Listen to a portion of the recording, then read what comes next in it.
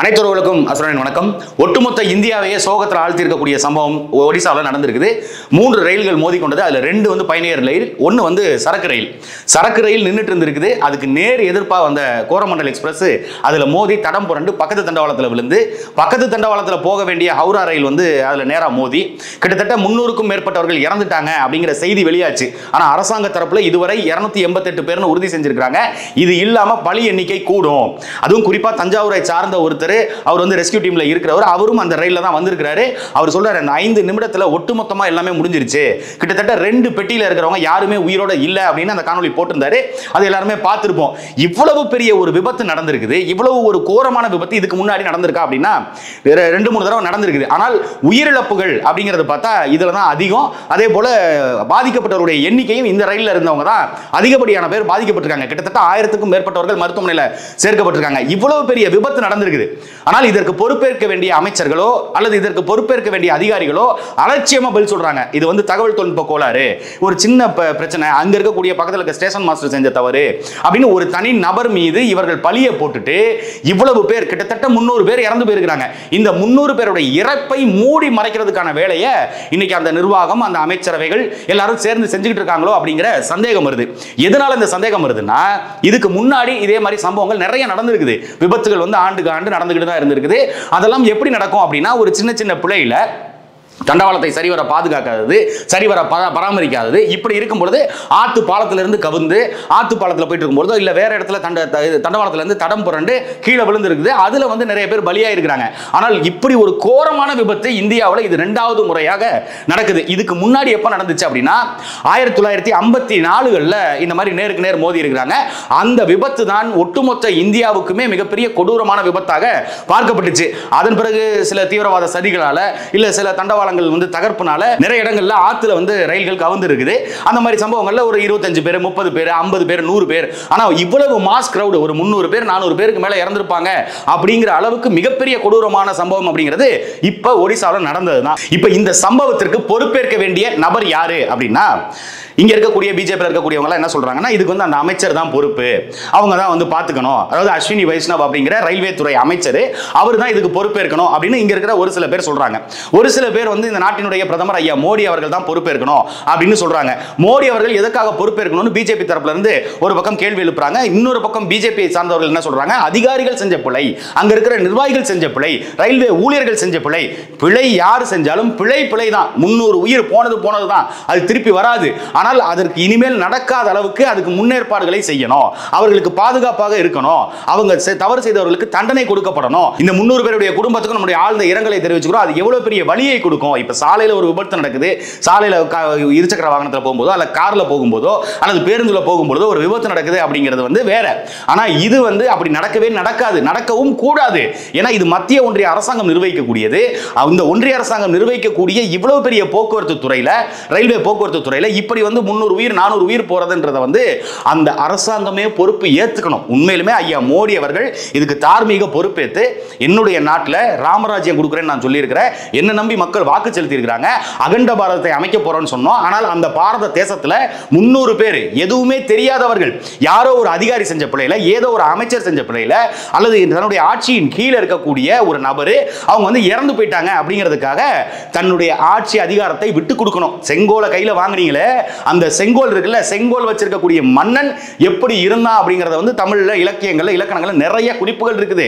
செங்கோலை நேரா வச்சு ஆட்சி செய்யணும். செங்கோல் வளையற அளவுக்கு இந்த நாட்டு மக்கள் பாதிக்கப்படுற அளவுக்கு ஒருத்தர் ஆட்சி செய்யற அப்படி ஒரு கேடுகட்ட ஆட்சியை கலைச்சு விட்டுட்டு நான் போறேன்ட்டு இறங்கி வந்துடணும். எதனால ஐயா மோடியை நாங்க குறிப்பிட்டு சொல்றோம்னா, இதுக்கு முன்பாக இந்த மாதிரி ரயில்வே துறையில ஒரு சம்பவம் நடந்திருக்கு அப்படின்னா இதுவரை எத்தனையோ சம்பவங்கள் நடந்திருக்கு. அதுக்கு பொறுப்பேற்று யார் வந்து தன்னுடைய பதவியை ராஜினாமா செஞ்சிருக்கா அப்படிங்கிற கேள்வி வருது.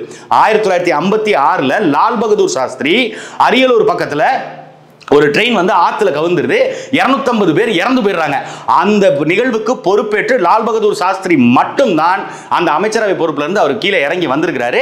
மற்ற எந்த அமைச்சர்களும், அதன் பிறகு எத்தனையோ சம்பவங்கள் நடந்திருக்கு, யாருமே அந்த பொறுப்புல இருந்து அவங்கள வந்து விடுவிக்கல. நான் அமைச்சரவை விட்டு தர்றேன், இது என்னுடைய தவறு தான், யாரும் தார்மீக பொறுப்பேற்று பதவி விலகல. ஆனா ஐயா மோடி தார்மீக பொறுப்பேற்று பதவியை விட்டு கொடுக்கணும். ஏன்னா இவரு ரயில்வே துறையில புதுசா ஒரு திட்டம் கொண்டு வராங்க. இப்ப வந்தே பாரத்னு ஒரு புது ரயில், அது வந்து நல்ல சொகுசு வசதிகள் வசதிகள் கொண்டது, நல்ல வேகமாக போகக்கூடியது அப்படின்னு ஒரு திட்டத்தை கொண்டு வந்தாங்க. அந்த வந்தே பாரத் ரயில் திட்டத்தை தொடங்குவதற்கு ஐயா மோடி தானே போய் குடியரசு துவக்கி வச்சாரு. அந்த அஸ்வினி வைஷ்ணவ்ங்கிற அந்த அமைச்சர் கூட போய் தொடங்கி வைக்கல. ஆனால் மோடி தான் போய் நாடு நாடா போய் தெரு தெருவா போய் நாடு முழுக்க எல்லா இடத்துலையும் பயணிச்சு வந்தே பாரத் ரயில் திட்டம், வந்தே பாரத் ரயில் திட்டம், இது இந்தியர்களுக்கான பெருமை, பிரைடு அப்படின்னு சொல்லலாம் அவர் தான் தொடங்கி வைக்கிறாரு. அப்ப அந்த இடத்தில் அதாவது ஒரு பாசிட்டிவா ஒன்று நடக்குது, அவங்களுக்கு பாராட்டுகள் வருது, அந்த திட்டத்தின் மூலியமா பயனாளிகள் அதிகமாக பயன்படுறாங்க அப்படின்னா அந்த திட்டத்தை இவங்க கையில் வச்சுக்கோங்களா. யார் ஐயா மோடி வந்து அதுக்கான பெருமையை அப்படியே எடுத்துக்கோங்க. வந்தே பாரத் திட்டத்தை அமல்படுத்தியது நாட்டின் பிரதமர் ஐயா மோடி தான், இது முழுக்க முழுக்க மோடிக்கு கிடைத்த வெற்றி அப்படின்னு பேசுறது. ஆனா அதுவே ஒரு தவறு நடந்துருச்சு, இந்த மாதிரி விபத்துகள் நடந்துருச்சு அப்படின்னா அந்த இடத்துல அஸ்வினி வைஷ்ணவ் அந்த அமைச்சர் தான் பொறுப்பு, அவர் தான் பொறுப்பு இருக்கணும், அவர் தான் பதில் சொல்லணும். இது எப்படிப்பட்ட மனநிலை? இப்ப தமிழ்நாட்டில் இங்க வந்து சாதிய தீண்டாமை நடக்குது, சாதிய இழிவு நடக்குதுன்னா தமிழர்கள் இப்படித்தான் சாதி வெறியர்கள்னு பேசுவாங்க.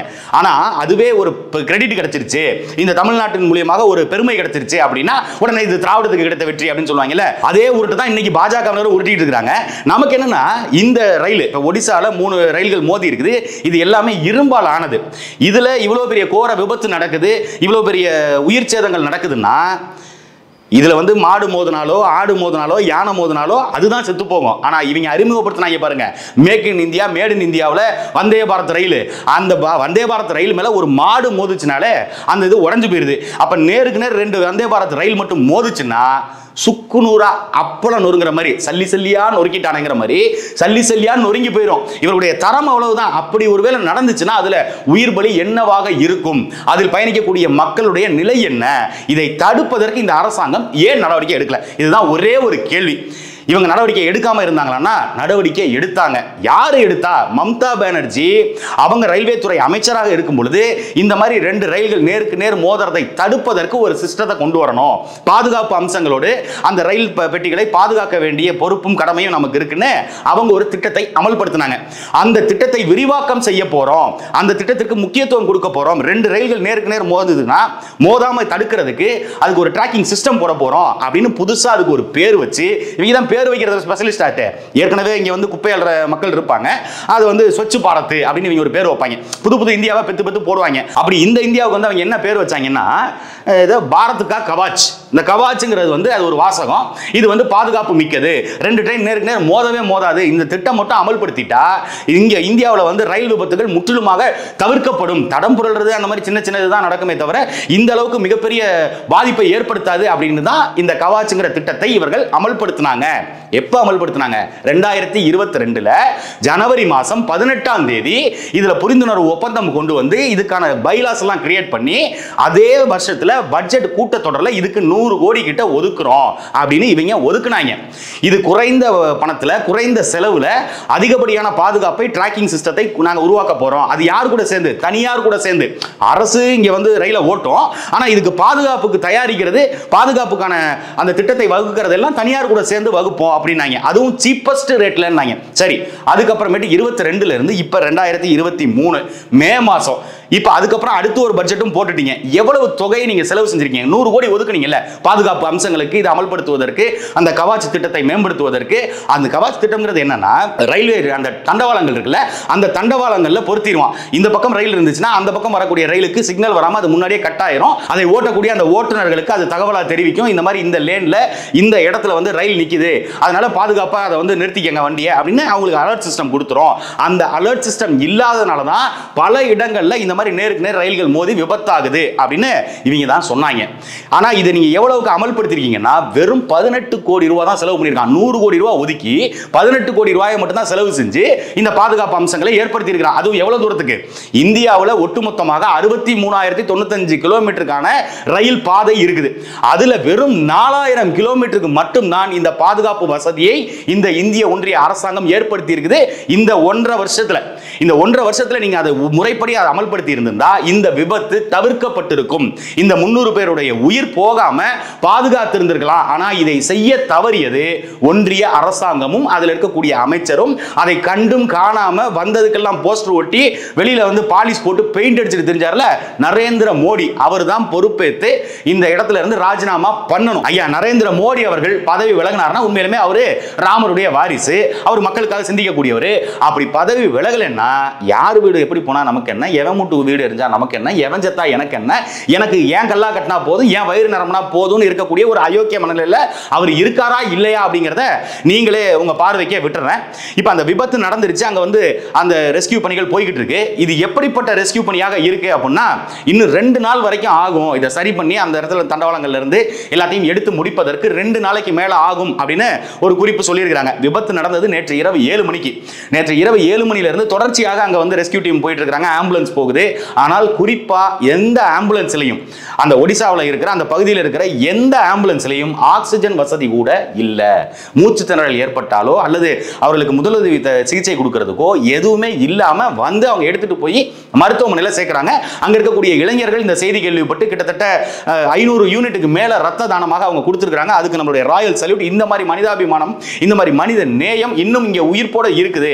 பிஜேபி வந்து 10 வருஷம் ஆட்சியில் இருந்தும் மனிதர்கள் உயிரோடு இருக்கிறாங்க, மனித நேயத்தோட இருக்கிறாங்க அப்படிங்கறத வந்து நம்ம வாழ்த்தி தான் ஆகணும். அந்த இளைஞர்கள் வந்து நம்ம வாழ்த்துக்களை தெரிவிச்சிருக்கிறோம். நேற்று இரவு வந்து இந்த சம்பவம் நடந்திருக்கு 7 மணிக்கு. ஆனால் இரவுல வெளிச்சம் இல்லைன்னு சொல்லி ரெஸ்கியூ டீம் கொஞ்ச நேரம் நின்று இருக்காங்க. விடியற வரைக்கும் காத்திருந்து விடிஞ்சதுக்கு அப்புறமேட்டு தான் மறுபடியும் பணிகளை மேற்கொண்டிருக்கிறாங்க அப்படிங்கிற ஒரு செய்தி வந்திருக்கு. அது உண்மையா பொய்யாங்கிறது அவங்களுக்கே வெளிச்சம். ஆனால் உண்மையாக இருக்கிறதுக்கு அதிக வாய்ப்பு இருக்கு. ஏன்னா இந்தியா மாடர்ன் இந்தியா நீங்க பேர் வைக்கலாம், இது புதிய இந்தியான்னு நம்ம நல்ல வாய்கிலேயே பேசலாம். ஆனா கடல்ல என்ன கொட்டிடுச்சு, கப்பலும் மோதி கடல்ல என்ன கொட்டிடுச்சுன்னா வாளியை வச்சு தான் இந்தியா இன்ன வரைக்கும் அள்ளிக்கிட்டு இருக்குது. ஒக்கி புயல் வருது, வர்தா புயல் வருது, இந்த மாதிரி கடலுக்குள்ள போன மீனவர்களை காப்பாத்துங்க அப்படின்னு நம்ம கதரும் பொழுது 1000 மீனவர்களுக்கு மேல காணாம போயிருவாங்க, அவங்க இறந்துருவாங்க அப்படின்னு சொன்னப்ப இரவு நேரங்களில் விமானம் பயணிக்காது அப்படின்னு சொன்ன இந்தியா தான் இந்த இந்தியா. ஊரடங்கு காலம் போட்டாங்க. ஊரடங்கு காலகட்டத்தில் இங்கிருந்து புலம்பெயர் தொழிலாளர்கள் அதிகமாக இருக்கிறாங்க, அவங்களுக்கு ஏதாவது போக்குவரத்து வசதி செஞ்சு கொடுங்கன்னா அதெல்லாம் செய்ய முடியாது, நீங்க வேணா பெட்டியை தூக்கிட்டு நடந்து போங்க அப்படின்னு சொன்ன இந்தியாவும் இந்த இந்தியா தான். இவ்வளவு கோடி மக்கள் தொகை கொண்ட இந்த தேசம், இவ்வளவு தொழில்நுட்ப வளர்ச்சி கொண்ட இந்த காலகட்டத்தில் கூட உடனடியாக அதுக்கு ரெஸ்கியூ பண்றதுக்கு இவங்களால முடியலன்னா இது யாருடைய ஆட்சி? உண்மையிலுமே மோடியோட ஆட்சியா இல்ல மோடுமுட்டியோட ஆட்சியா அப்படிங்கிறது மிகப்பெரிய சந்தேகம் வருது. மம்தா பானர்ஜி நேரா களத்துக்கு போயிருக்காங்க. பக்கத்துல, அதாவது எந்த முதலமைச்சருக்கும் இல்லாத தெம்பும் திராணியும் மம்தாவுக்கு இருக்கு, அதை எல்லாரும் ஏத்துக்கிட்டு தான் ஆகணும். மம்தா பானர்ஜி போய் அஸ்வினி வைஷ்ணவ்ங்கிற அந்த ரயில்வே துறை அமைச்சரை பக்கத்தில் வச்சுக்கிட்டு இது ஒன்றிய அரசு செஞ்ச பிழை, அவங்களுடைய நிர்வாக கோளாறு, முழுக்க ரயில்வே துறையினுடைய அலட்சியம், இதுதான் இந்த உயிரிழப்புக்கு காரணம்னு பக்கத்தில் வச்சுக்கிட்டே மம்தா பானர்ஜி சம்பவம் செஞ்சிருக்காங்க. அந்த மாதிரி ஒரு முதலமைச்சர் நம்ம எதிர்பார்க்க முடியாது. அது தமிழ்நாட்டில் இன்னும் ஒரு 3 வருஷத்துக்கு அது நடக்காது. இனிமே வந்து அந்த 3 வருஷத்துக்கு அப்புறம் ஒரு நல்ல மனிதராக, நல்ல நபராக ஒருத்தர் தேர்ந்தெடுக்கணும். இப்ப தமிழ்நாட்டினுடைய இளைஞர் நலன் மற்றும் விளையாட்டுத்துறை அமைச்சர் அவர் நேரா களத்துக்கு போயிருக்கிறாரு. அது மட்டும் இல்லாம அங்க இருக்கக்கூடிய அதிகாரிகளை கூட்டிட்டு போயிருக்காங்க. இன்னொரு அமைச்சர் யாரோ கூட போயிருக்காரா. இவங்க போய் அங்க யார் யாரெல்லாம் பாதிக்கப்பட்டிருக்காங்க, தமிழர்கள் எத்தனை பேர் பாதிக்கப்பட்டிருக்காங்க, இந்த கணக்குகளை எடுக்கிறதுக்கு இவங்க போயிருக்காங்க. கிட்டத்தட்ட 897 பேர் என்னமோ சென்னைக்கு வர்றதுக்கு முன்பதிவு செஞ்சிருக்காங்க. இப்ப அவங்களுடைய விவரங்களையும் சேகரிக்கிறாங்க. அதுல எத்தனை பேர் பாதிக்கப்பட்டிருக்காங்க, எத்தனை பேர் வந்து அதுல இறந்திருக்காங்க, எத்தனை பேருக்கு காயங்கள், எத்தனை பேர் வந்து நல்ல நிலைமையில் இருக்காங்க, அவங்களை மீட்டு கொண்டு வருவதற்கான வழித்தடம், இது எல்லாத்தையும் ஏற்பாடு அரசாங்கம் சிறப்பாக செஞ்சுக்கிட்டு இருக்கு. அது மட்டும் இல்லாம இறந்தவர்கள் குடும்பத்துக்கு இவங்க வந்து நிதியும் அறிவிச்சிருக்காங்க. மாநில அரசாங்கமும் அறிவிச்சிருக்கு, மத்திய அரசாங்கமும் அறிவிச்சிருக்கு, ஒடிசா அரசாங்கமும் அதை அறிவிச்சிருக்கு. இந்த நிவாரணங்கள் கொடுக்கிறது, இந்த நிதி கொடுக்கிறது, இதன் மூலியமாக ஒரு தீர்வு கிடைச்சிரும், இந்த மாதிரி மரணங்களை நம்ம எல்லாரும் மறந்துடுவோம் அப்படிங்கிற எண்ணத்தில் இந்த அரசாங்கங்கள் தொடர்ச்சியாக அப்படியே செஞ்சுக்கிட்டு இருக்காங்கிற சந்தேகம் வருது. இன்னொரு பக்கம் ஒவ்வொரு முறை பிஜேபியினுடைய ஆட்சிக்கும், ஒவ்வொரு முறை பிஜேபியினுடைய எம்பிக்களுக்கோ அல்லது அவருடைய ஆட்சிக்கு கெட்ட பேர் வரும்போதெல்லாம் இந்த மாதிரி ஒரு சம்பவம் நடக்குது. புல்வாமால தாக்குதல் நடந்துச்சு. அப்ப ஐயா மோடி மீது மிகப்பெரிய எதிர்ப்பு இருந்துச்சு. அந்த காலகட்டத்தில் புல்வாமால தாக்குதல் நடந்துச்சு. இப்ப மல்யுத்த வீராங்கனைகள் அங்க டெல்லியில உட்கார்ந்து போராடிட்டு இருக்காங்க. அது நாடு முழுக்க பேசப்படும் பொருளாக இருக்கு. இப்ப 300 பேருடைய இறப்பு நிகழ்ந்திருக்குது. ஒரு விபத்துல இந்த இது நடந்திருக்கு. எது எப்படியோ எல்லாம் அவன் செயல் அப்படின்ட்டு நம்ம அவங்க மேல பாடத்தை போட்டு நம்மளும் கடந்து போயிடுவோம். இதுக்கு பின்னாடி இருக்கக்கூடிய பின்னணி என்ன, முறையான விசாரணை நடத்தி யார் தவறு செஞ்சிருக்காங்களோ அந்த அதிகாரிகள் மீது நடவடிக்கை எடுக்கிறது மட்டும் இல்லாம இந்த ஆட்சி அதிகாரத்தை, இந்த நிர்வாகத்தை கேடுகட்ட முறையில் வச்சிருக்கக்கூடிய இந்த துறையினுடைய அமைச்சர், அதே போல இந்த நாட்டினுடைய பிரதம அமைச்சர், இவர்கள் எல்லாருமே பதவி விலகணும். பதவி விலகல நான் இருப்பேன்னா தேர்தல் நெருங்கிருச்சு. 2024 நாங்கள் பதவியை பறித்து உங்களை வீட்டுக்கு அனுப்பிடுவோம். Asuran,